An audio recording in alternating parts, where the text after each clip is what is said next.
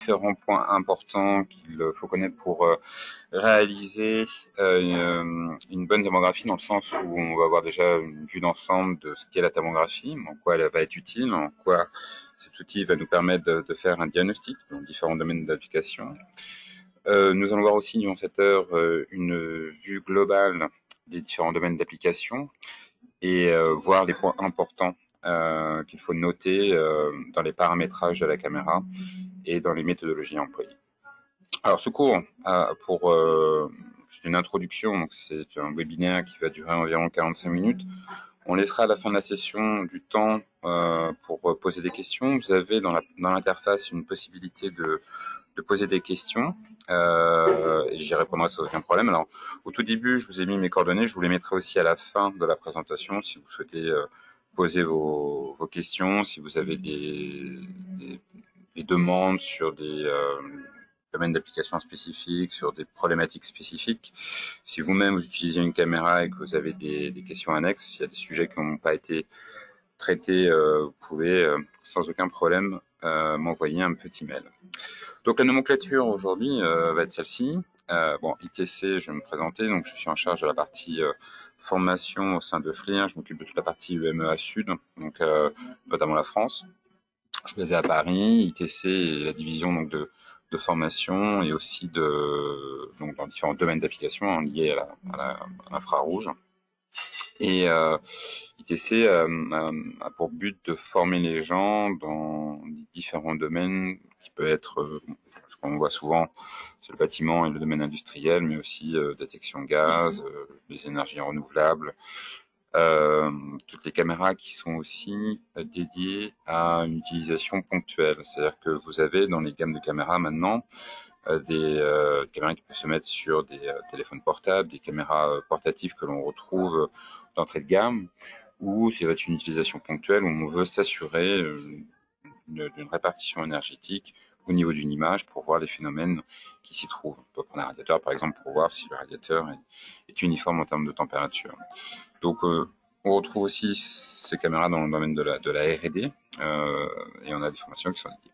Donc là c'est un module court d'introduction où l'idée c'est de vous faire comprendre, enfin de vous montrer à quoi va servir une caméra. Donc l'idée c'est qu'on va mettre en évidence des échauffements et de le rendre visible. C'est à contrario d'un thermomètre à contact ou d'un pyromètre, on va avoir une répartition énergétique qui va apparaître et ça va nous permettre de faire un diagnostic.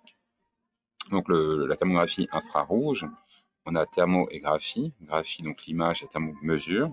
C'est un processus qui va acquérir donc le flux énergétique en provenance de la surface de l'objet et qui va analyser cette information. Donc vous avez après dans les gammes de produits que vous pouvez retrouver plus ou moins de pixels, c'est un peu comme pour les appareils photo dans le visible, on se trouve dans une gamme spectrale qui est à côté du visible, où on va retrouver des appareils plus ou moins performants en fonction du nombre de pixels, donc de la capacité de mesure qu'on peut avoir, et aussi de la sensibilité des détecteurs. Principalement, c'est ce qu'on va retrouver sur toute une gamme de produits. Et bien évidemment, en fonction de ce que vous souhaitez faire, vous allez avoir des outils qui vont être plus ou moins adaptés. Si vous voulez par exemple faire des acquisitions dans le domaine du bâtiment, vous allez avoir des delta T de température entre l'intérieur du bâti et l'extérieur qui vont être relativement faibles. Donc du coup, il va vous falloir un appareillage qui va avoir comme caractéristique une sensibilité intéressante. A contrario, si vous faites de la thermographie dans le domaine industriel, là vous avez des échauffements qui sont plus ou moins forts, enfin qui sont plus importants.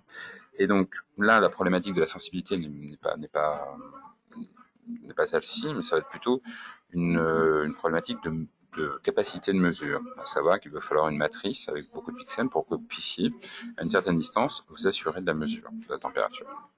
Donc l'exemple qui est donné ici, c'est que vous avez un échauffement qui apparaît, et l'idée, ça va être de jouer avec votre échelle pour avoir le plus de détails possible. Alors là, ce que l'on a ici, c'est une représentation, on va dire, classique. On va coloriser l'image pour qu'on puisse voir l'échauffement lui-même, ou ce qu'on appelle une palette fer. Tout ce qui va être vu comme étant chaud va être montré en jaune, et tout ce qui va être vu comme étant froid va être vu en violet. Ce qui va nous permettre de voir la répartition énergétique sur la surface. Alors, on ne voit pas à travers, on fait une mesure de surface à chaque fois. Et cette mesure de surface, elle dépend de la nature du matériau. Alors, vous avez des matériaux qui vont transmettre l'énergie plus ou moins, et on va parler ici d'émissivité. Ce paramètre d'émissivité, c'est quelque chose que vous allez retrouver dans la partie mesure. Alors, les matériaux sont différents, donc l'énergie qui va être diffusée à sa surface vont être diffusées de manière différente aussi. Et donc, pour faire une mesure, dans les appareils, que ce soit dans la mesure en direct ou dans le post-traitement, via des logiciels ou via votre analyse ensuite, ce paramètre-là est dynamique, c'est-à-dire que vous pouvez le modifier.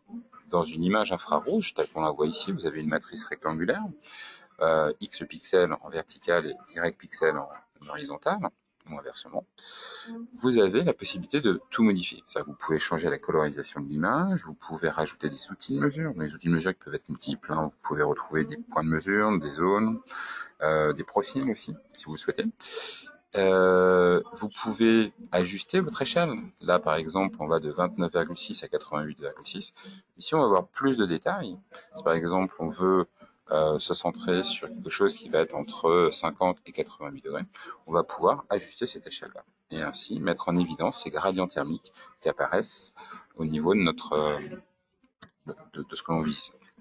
Donc, trois éléments ne peuvent pas être modifiés après coup, par contre. La première chose, c'est la focalisation. C'est comme un produit optique dans le visible. Vous n'avez pas la possibilité, après coup, lorsque vous faites l'enregistrement, de changer cette focalisation. Ce qui semble logique, hein, quelque chose qui est... C'est comme une photo qui est floue, après, par la suite. C'est plus compliqué pour la remodifier. Donc, il faut s'assurer, lorsque l'on est sur le terrain, de faire une bonne focalisation dans un premier temps. Parce qu'après coup, on ne pourra pas le faire.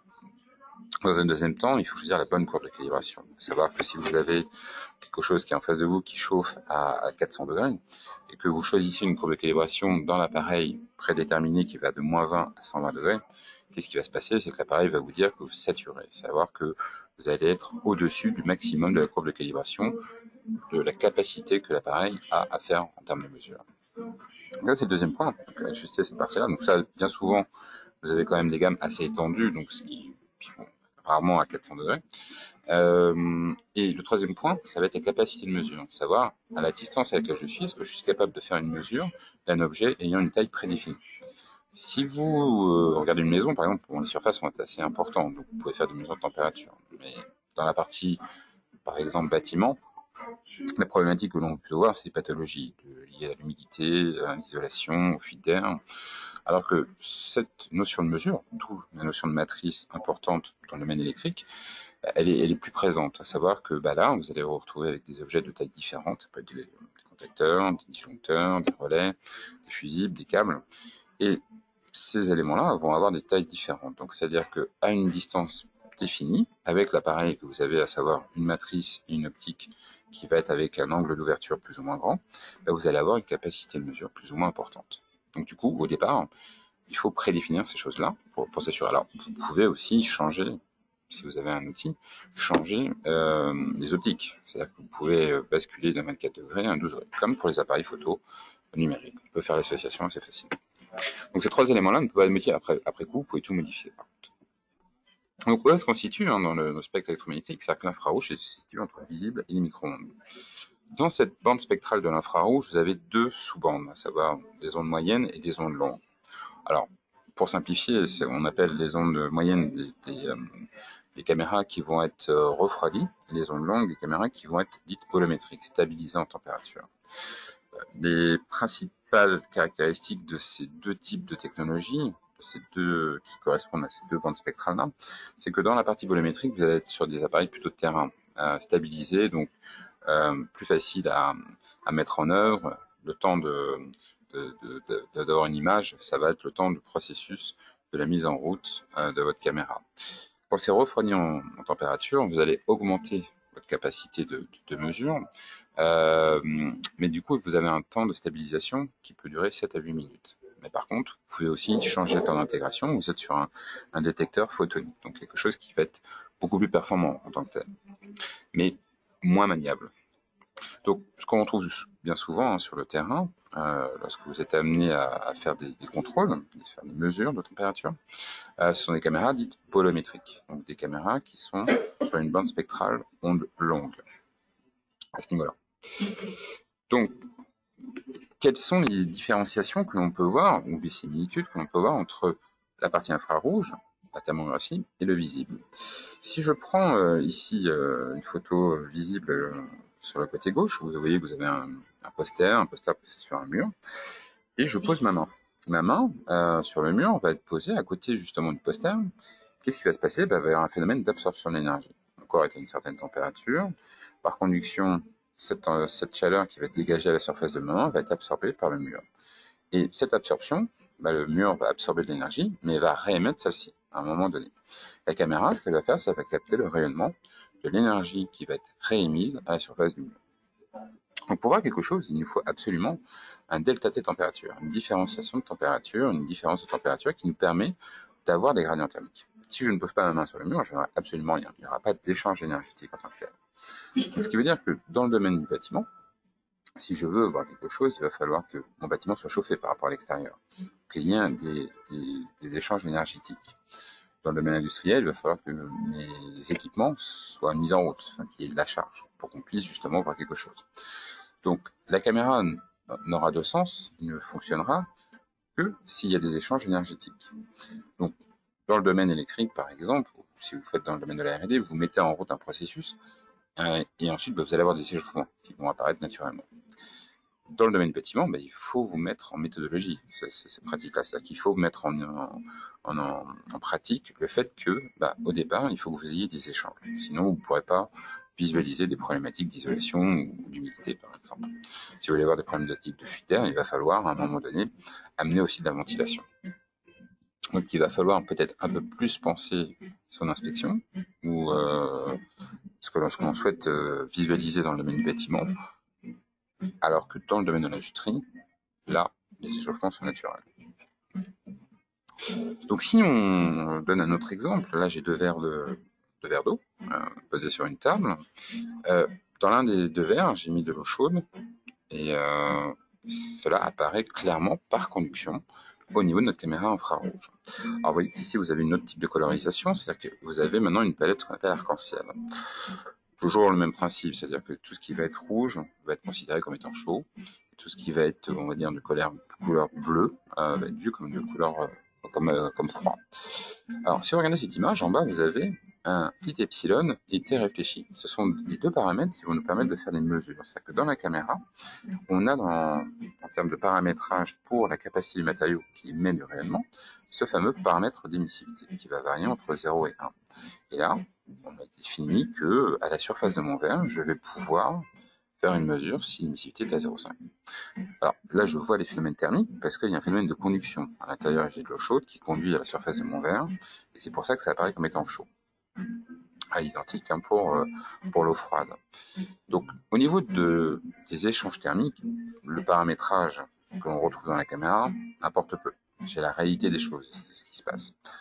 Par contre, si je veux faire une mesure, il va falloir que j'ajuste correctement ce paramètre d'émissivité qui varie entre 0 et 1, 1 étant fortement émissif et 0 étant faiblement émissif. Et le pendant de ça, ce qui est émis à la surface de l'objet, c'est aussi tout ce qui vient se réfléchir à sa surface. On a une similitude entre le domaine de l'infrarouge et le domaine du visible, à savoir qu'on a un phénomène de réflexion. On peut visualiser ces deux verres parce que j'ai de la lumière et que c'est la réflexion de la lumière qui vient se réfléchir à cette surface-là, ce qui nous permet de distinguer les formes, les couleurs. Dans le domaine de l'infrarouge, j'ai aussi ce phénomène de réflexion. Et donc, du coup, ce phénomène-là va être aussi, va apparaître et doit être quantifié, d'où ce T réfléchi. Donc, il ne faut pas confondre la vision nocturne avec l'infrarouge. La vision nocturne, ce que l'on voit généralement, on peut voir ça dans les films, mais ce que l'on voit dans le domaine militaire, c'est de l'amplification de lumière. C'est-à-dire qu'on a une petite quantité de lumière, et cette petite quantité de lumière va être amplifiée. Dans le domaine de l'infrarouge, là, c'est purement et simplement tout ce qui est émis à la surface des objets. On redonne un autre exemple. J'ai deux gobelets en carton, je mets de l'eau chaude et de l'eau froide. On voit exactement les niveaux parce que c'est un phénomène de conduction. Je vois le niveau d'eau chaude et d'eau froide et je peux voir que je ne vois pas à travers. Au milieu, on a mis une petite partie en plexiglas et cette partie en plexiglas est opaque, c'est-à-dire qu'il n'y a rien qui transmet à travers le plexiglas. Comme pour le verre. Si vous regardez avec une image, une caméra infrarouge et que vous regardez à travers le verre, vous allez voir votre propre réflexion parce que la vitre va réfléchir, transmettre et réfléchir.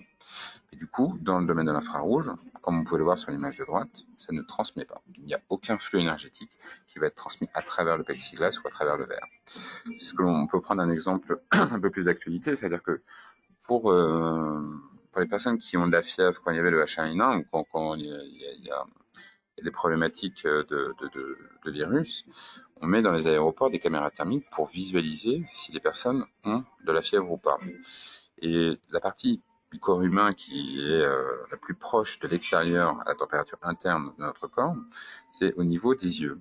Et pour justement visualiser quelque chose, on demande aux gens, lorsqu'on fait une process de vérification, de retirer les lunettes. Parce que justement, on ne voit pas à travers. Donc, on demande aux gens de retirer les lunettes et on peut déterminer la température de la personne. Et si cette température-là est supérieure à un seuil prédéfini, ça veut dire que la personne a de la fièvre et que cette fièvre-là, après on va venir faire des analyses complémentaires. Donc, ici, hein, donc, ça ne nécessite absolument, au niveau de l'infrarouge, aucune lumière supplémentaire. C'est-à-dire que la lumière visible ne vient pas jouer du tout. Ce qui est émis, c'est ce qui est produit par les échanges énergétiques. Un exemple typique, hein, c'est que si je prends une voiture, cette voiture-là est en fonctionnement, je peux visualiser les échanges thermiques. Là, par exemple, sur le pare-brise, qu'est-ce que je vois? Je vois que par conduction, le dégivrage était mis en action. C'est en route, et donc le flux convectif va se propager à la surface du pare-brise. C'est ce qu'on veut, on veut désembuer, dégivrer le pare-brise. Donc on va mettre de l'air chaud à ces surfaces pour que justement il puisse y avoir un phénomène d'évaporation. Donc si on regarde cette photo-là, on peut voir aussi qu'apparemment le moteur est encore chaud, et que les freins qui sont au niveau des roues sont aussi chauds. Alors, ça va nous indiquer que la voiture a été en fonctionnement, ou est en fonctionnement. Mais par contre, je n'ai pas d'informations complémentaires pour pouvoir affirmer le fait que ça soit en fonctionnement ou pas en fonctionnement. Je sais que c'est chaud. Et après, est-ce que la voiture actuellement est arrêtée ou est-ce qu'elle est en marche? Ça, il va falloir que j'ai une information complémentaire. Donc, la caméra va nous donner des informations, mais ne va pas nous donner toute la vérité. C'est-à-dire que là, si je veux savoir s'il y a une personne à l'intérieur, il va falloir que je regarde le domaine visible. C'est-à-dire que je ne peux pas voir à travers les vitres. Donc, du coup, à ce niveau-là, je vais être bloqué. Il va falloir que je pose ma caméra et que je regarde au niveau de la voiture, savoir s'il y a une personne à l'intérieur.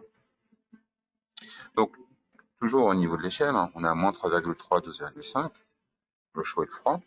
Et on a moins 3,3 parce qu'en fin de compte, le verre réfléchit beaucoup et il va y avoir donc la réflexion du ciel. Le ciel est très froid. Qu'est-ce qui se passe? Du coup, j'aurai des valeurs négatives qui vont apparaître. Ce ne sera pas la valeur réelle au niveau de ma surface de mon verre parce que ce sera de la réflexion. Et la réflexion, ce sera considéré comme étant quelque chose de parasite. Donc là, on voit bien le flux convectif. On peut estimer que ça correspond à la température réelle. Par contre, ce qui est au niveau du verre, ce qui vient se projeter en termes de réflexion, ça va être purement et simplement de la réflexion. C'est pour ça que vous avez des températures qui sont négatives ici. Donc la thermographie infrarouge regroupe principalement plusieurs choses. Vous avez différents types d'équipements avec différents types de performances. Ça regroupe tout ce qui concerne les transferts thermiques. Donc on va se retrouver avec des transferts radiatifs. Donc c'est l'énergie qui va dégager à la surface des objets qui va être vue et captée par l'association capteur et optique qui est fournie dans la caméra. Et ensuite, on va retrouver ce domaine d'application. On va retrouver cette technologie dans différents domaines d'application. Vous pouvez retrouver ça dans les domaines de R&D, comme je disais, mais aussi dans les chaînes de fabrication, pour des points de contrôle sur des chaînes de fabrication au niveau de la température. Et parce que vous avez des informations qui peuvent être enregistrées en termes d'images radiométriques, ce qui veut dire qu'elles sont dynamiques, vous pouvez modifier pas mal d'informations. Vous pouvez aussi enregistrer des vidéos radiométriques, c'est-à-dire que vous pouvez suivre des processus d'évolution de température tout en étant en dynamique et en pouvant faire des diagnostics en parallèle. Et après, au niveau de la méthodologie de mise en œuvre, vous pouvez intégrer ce point de vérification, cette information, dans votre routine de contrôle. Donc, pourquoi cette technologie est-elle utilisée? C'est parce qu'elle regroupe trois avantages principaux qui sont, premièrement, c'est sans contact. Donc, si vous avez des vérifications dans des zones dangereuses, des sites de pétrochimie par exemple, dans des fours de pétrochimie où vous avez des températures très importantes, vous pouvez placer une caméra, la protéger bien évidemment, et par des câbles Ethernet par exemple, obtenir des informations, faire du monitoring aussi. Donc, premièrement, la personne qui va faire ces inspections sera éloignée, sera la partie opérateur, éloignée de la partie opérative. Donc du coup, pourra faire un diagnostic tout en restant dans une zone sécurisée. Et la deuxième chose, c'est vu que c'est quelque chose qui est complètement passif, ça ne va pas affecter la cible visée. Donc c'est un avantage assez important. Le deuxième point, c'est que c'est une image, donc on peut comparer très rapidement, on peut comprendre. Hein. On l'a vu avec les exemples qui étaient donnés précédemment, on peut très vite localiser ce qui est chaud et ce qui est froid, et tout de suite en déduire des points chauds qui vont se propager par conduction. Donc définir l'origine du problème. Donc on peut comparer instantanément, et vu que ça fonctionne en temps réel, on peut avoir l'indication lors du fonctionnement. C'est-à-dire qu'on n'a pas tout un processus à mettre en œuvre, on branche la caméra, on a tout de suite l'information en temps réel. Alors, si on est sur des choses qui sont dynamiques, une chaîne de fabrication par exemple, des choses comme ça, on peut suivre l'évolution de la température en fonction du process. Et si vous avez des évolutions de température très rapides, admettons sur des circuits électroniques, où vous avez des montées en température très importantes, bah là du coup vous pouvez à un moment donné suivre cette évolution-là si vous avez la technologie adaptée. Je parlais précédemment de caméra refroidie, où vous pouvez changer le temps d'intégration, donc la fréquence d'acquisition, et faire 200, 300 images par seconde. Donc pouvoir suivre des évolutions de température très rapides. Donc les exemples d'application ici sont assez nombreux. Hein. L'idée c'est de vous montrer un petit peu les différentes domaines d'application. Bien évidemment dans le domaine électrique, pour le contrôle, vous allez vous retrouver avec des caméras où vous allez avoir l'opportunité de localiser le point le plus chaud. À savoir que ici, si vous regardez à ce niveau-là, vous allez visualiser en haut l'origine du problème. Alors on voit qu'on a une température très importante. Alors là c'est en Fahrenheit, hein, c'est pas en degrés Celsius, mais je vous laisse imaginer qu'ici vous avez quand même une température qui est assez importante. Et en mettant une zone dans un outil qui est dans l'image, vous allez pouvoir définir le point le plus chaud. C'est-à-dire que la zone va vous indiquer le point le plus chaud du câble. Et vous donner aussi une valeur moyenne si vous le souhaitez. Vous pouvez avoir une valeur minimum, une valeur maximum et une valeur moyenne à la surface. Donc là, ici, je vous parlais de capacité de mesure. On en a un exemple. C'est-à-dire que si vous prenez le câble d'en bas, vous avez un point de mesure à 111,7. Et là, on voit que le point de mesure remplit bien la cible visée. Si j'avais été à 20 mètres plus loin, admettons, là, mon point de mesure aurait été plus gros que la cible visée, à savoir la superficie de mon câble. Et là, la mesure aurait été tronquée. J'aurais pris la température à la surface du câble et en plus la température de l'air ambiant, ce qui aurait diminué en réalité la valeur réelle à ce niveau-là. Donc ici, à ce niveau-là, il va falloir à un moment donné suivre correctement les choses. Alors j'ai juste une question parce que ici, quand vous avez la possibilité aussi de me poser des questions. Je fais juste une aparté à ce niveau-là. Si vous avez des questions, des choses comme ça, n'hésitez pas. Entre-temps, je peux y répondre lorsqu'on aborde des sujets. Hein.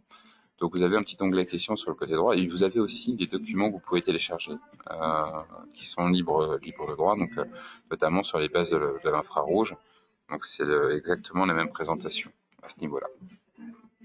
Donc dans le domaine du tertiaire, donc vous trouvez dans la basse tension, mais vous retrouvez aussi ces informations-là. Vous pouvez retrouver dans les domaines aussi, hop, ici, dans tout ce qui va être dépôt de sédiments. En effet, dans les canalisations, si vous avez des sédiments qui viennent se déposer, bah, ça va jouer un rôle d'isolant. Et lorsqu'on regarde donc, une canalisation, vous avez du chaud qui passe par cette canalisation, du chaud ou un liquide, peu importe, bah, on va se retrouver ici avec un marquage froid qui va jouer un rôle d'isolant. Et on peut le localiser très rapidement. Donc, ça marche aussi dans le domaine du bâtiment. La question qui se pose souvent, c'est est-ce qu'on peut visualiser des fuites, par exemple, lorsque des canalisations sont enterrées? Tout dépend un peu de la profondeur à laquelle celles-ci sont enterrées. Parce que si vous êtes très très profond, bien évidemment, vous n'allez pas pouvoir visualiser quelque chose. Donc, vous vous retrouvez aussi dans la haute tension. Donc là, par exemple, la problématique de la capacité de mesure est importante. Donc là, il va falloir une matrice un peu plus importante parce que vous avez des distances qui sont plus grandes entre vous qui avez la caméra et l'objet que vous souhaitez visualiser en hauteur. Alors là, on voit très bien la platine de connexion qui est chaude et on voit qu'ici, on voit un phénomène de conduction tout le long du câble qui est établi. Alors après, vous pouvez rajouter des points de mesure, changer les palettes, ajuster l'échelle à ce niveau-là, et vous faire une idée plus précise de la problématique. Les dépôts de sédiments aussi dans un réservoir, vous avez des sédiments qui se déposent et petit à petit jouent un rôle d'isolant. Cet isolant, vous pouvez le mettre en évidence avec ce qu'on appelle des isothermes. C'est des outils qui sont disponibles dans les caméras, dans toutes les caméras, hein, et dans la partie post-traitement, qui vous permet de définir un seuil supérieur, un seuil inférieur à une valeur, ou alors un seuil intermédiaire, comme on l'a fait ici, à ce niveau-là. Le seuil intermédiaire nous permet de faire la délimitation entre la partie qui est avec des sédiments et l'autre partie où on est sur le réservoir, à ce niveau-là. Donc là, vous pouvez en vert, alors, la couleur vert, vous pouvez changer, vous pouvez mettre n'importe quel type de couleur, peu importe. Sur les moteurs, qu'est-ce qu'on va voir? On va voir les échauffements au niveau du palier. C'est-à-dire que si vous avez des problèmes de court-circuit, vous allez pouvoir localiser ces problématiques de court-circuit. Là, à ce niveau-là, on voit un échauffement qui apparaît sur le palier. Bien souvent, pour les moteurs, on va comparer avec la valeur donnée par le constructeur, la valeur max à ne pas dépasser. C'est-à-dire que sur la carcasse, on a une émissivité importante, on fait notre mesure, on voit la répartition qui se trouve ici, qui est en rouge, et cette mesure de température va être comparée avec les instructions à ne pas dépasser données par le constructeur. Et ainsi, on va voir si le moteur est en surchauffe ou pas, s'il y a une problématique qui est constatée. Alors, on peut voir au niveau du moteur que les formes géométriques jouent un rôle. Si vous regardez sur les ailettes du moteur, on peut voir que l'on a des températures qui sont différentes. Alors, la réalité des choses, c'est que la température n'est pas différente, hein. C'est exactement la même température, c'est juste que c'est la forme géométrique qui fait que ça change. Bien évidemment, on est sur un système optique, et si on est supérieur ou inférieur à 45 degrés, qu'est-ce qui va se passer? Ça va changer la perception de l'émissivité, qui elle-même est en lien avec la nature des matériaux, et qui elle-même est en lien avec la mesure de température. Et c'est dû à ça, justement, qui fait changer cette géométrie, donc la géométrie qui est liée à l'angle de vision, qui nous fait changer ici la perception de la température. Alors, si on se décale à droite ou à gauche, hein, du coup, ça va changer, parce qu'on va changer l'angle d'incidence de visualisation.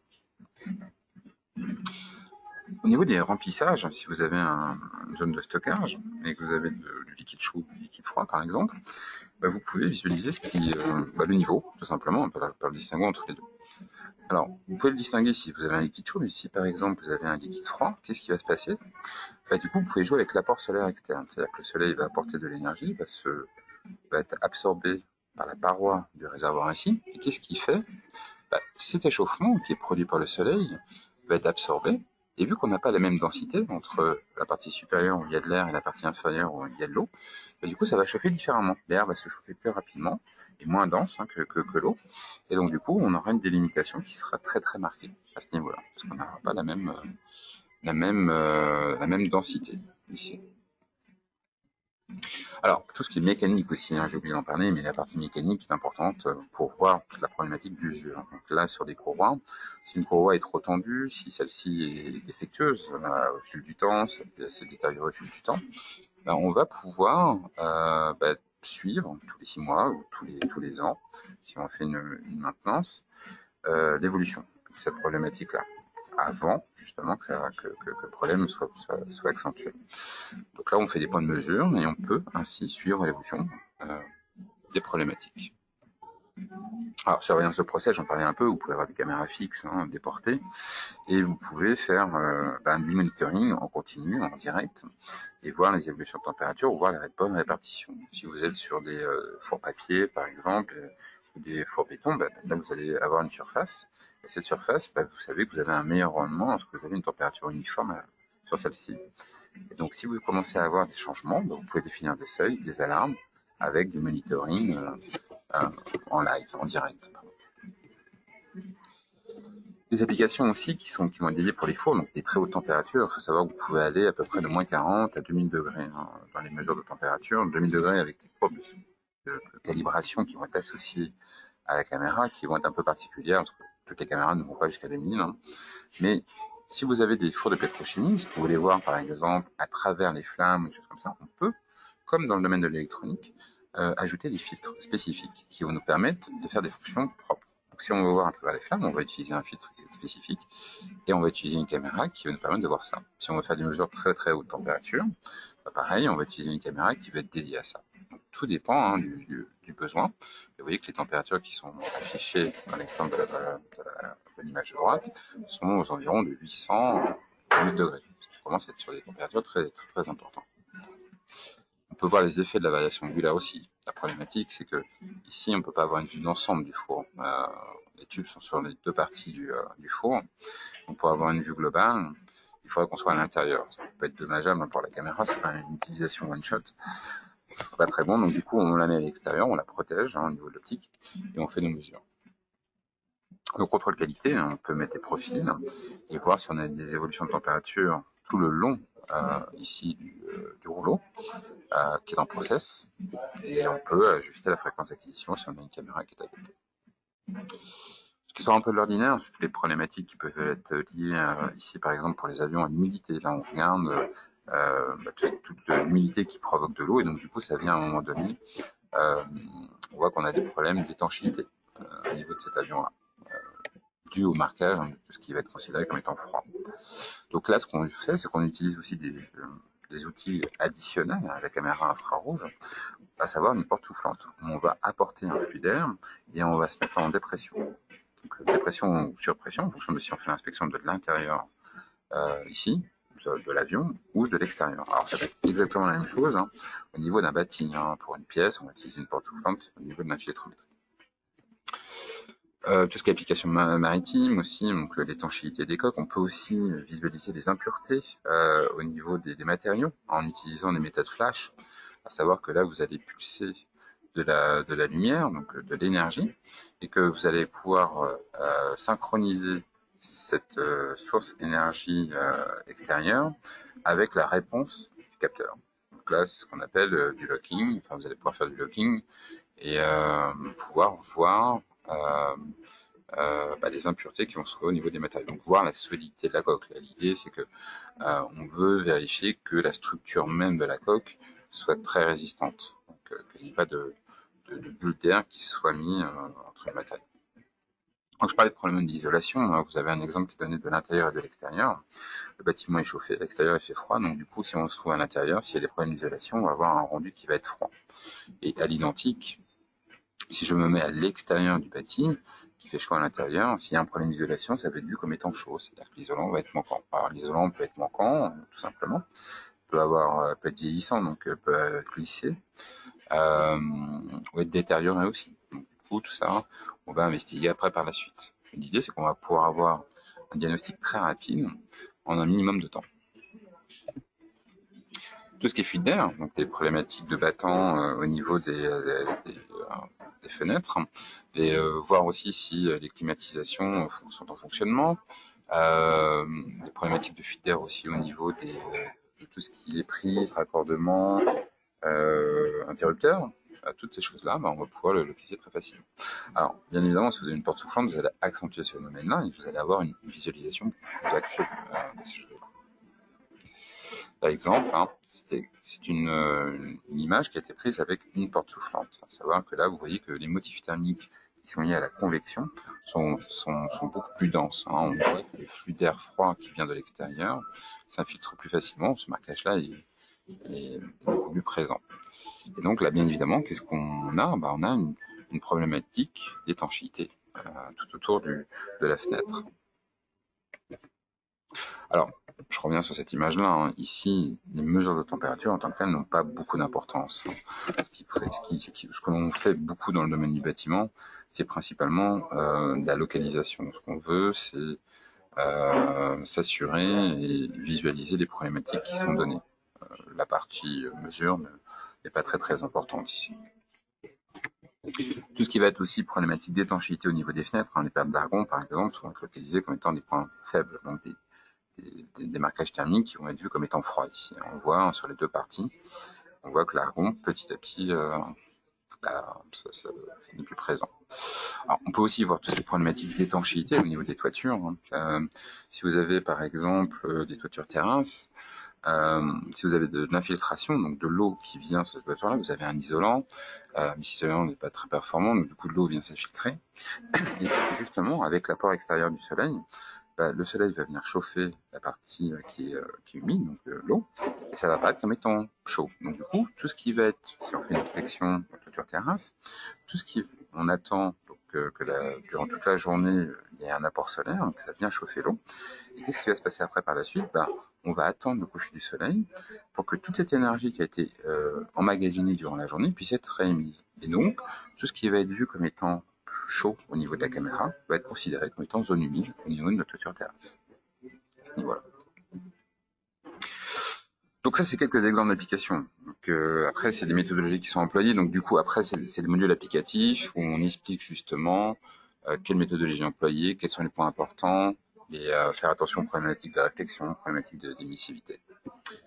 Là, dans ce chapitre-là, c'est quelle est l'utilité d'une formation quand on utilise une caméra infrarouge. Donc l'idée, c'est de comprendre pourquoi on vous dit attention lorsque vous utilisez une caméra. Premièrement, c'est le focus. Vous voyez, vous avez une image à gauche et à droite. Deux images sont différentes, une est focalisée à gauche et l'autre à droite. Elle ne l'est pas du tout. Qu'est-ce qui se passe? Vous n'avez pas du tout. Déjà, vous ne pouvez pas voir le phénomène thermique et voir la pathologie associée. Et ensuite, vous avez, en termes de température, une différence, parce que bien évidemment, sur l'image de droite, l'image est mal focusée, donc elle est mal pixelisée. Donc vous avez 30 degrés d'écart, rien que au fait de faire un mauvais focus. Et en plus, vous avez une image qui n'est pas forcément très exploitable. Donc ça, c'est un des trois éléments dont je vous parlais au tout début de ce webinaire, que l'on ne peut pas modifier. Donc faites attention à ça. Lorsque vous avez une caméra, faites attention à la partie focalisation. Alors, par les évolutions technologiques, de plus en plus, vous avez des caméras qui font de l'autofocus. Donc du coup, cette problématique-là tend à disparaître de petit à petit. Mais par contre, vous avez toujours encore des caméras où le focus se fait manuellement. Se fait en fonction de votre ressenti par rapport à la cible. Alors quand vous bougez, parce que principalement on utilise des caméras portatives, quand vous bougez, vous changez la distance entre vous et l'objet que vous visualisez. Donc il faut toujours penser à refocaliser. Toujours s'assurer que votre image soit bien nette à ce niveau-là. L'image, c'est une répartition de l'énergie dégagée à la surface des objets.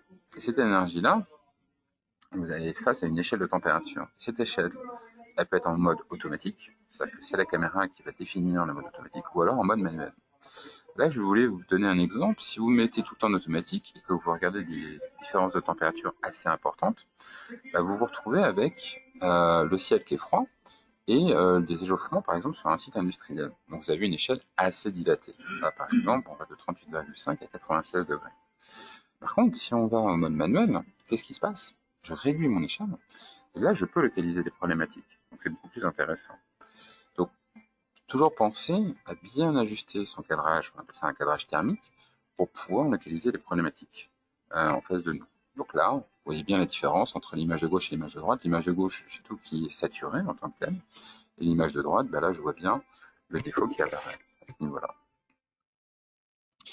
Donc, un ajustement thermique, faire bien attention à l'échelle qui se trouve à droite. Alors, dans les caméras, vous vous retrouvez aussi avec tout ce qui va être géolocalisation, boussole, ajout de commentaires texte. Alors, ça peut être audio, ça peut être des commentaires texte, on tape à la main, des croquis. Donc, tout ça, ce sont des fonctions qui sont là pour vous apporter du confort dans le fait de noter les pathologies. C'est-à-dire que quand vous êtes sur le terrain, vous vous retrouvez avec des gradients thermiques, donc vous en déduisez des problématiques, et ensuite il faut reporter ces problématiques-là, ou alors les réparer le plus vite possible.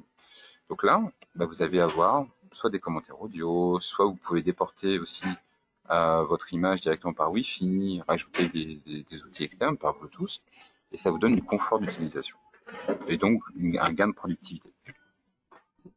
Donc là, si on regarde maintenant la notion d'émissivité, l'émissivité, c'est la capacité qu'un matériau a à émettre du rayonnement. Si vous vous trompez dans ce paramétrage-là, vous vous trompez dans la mesure de température. Je m'explique. Là, vous voyez, on a des fusibles. Les fusibles, donc il y a une partie fortement émissive qui est le centre du fusible et une partie métallique qui est faiblement émissive.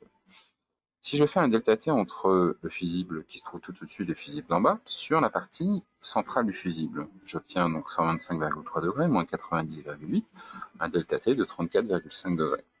Si je fais exactement la même chose sur les parties métalliques ayant une faible émissivité, vous voyez que déjà vous n'avez pas les mêmes motifs thermiques, parce qu'en effet, vu que c'est une partie métallique, ça réfléchit beaucoup, donc ça réfléchit l'environnement.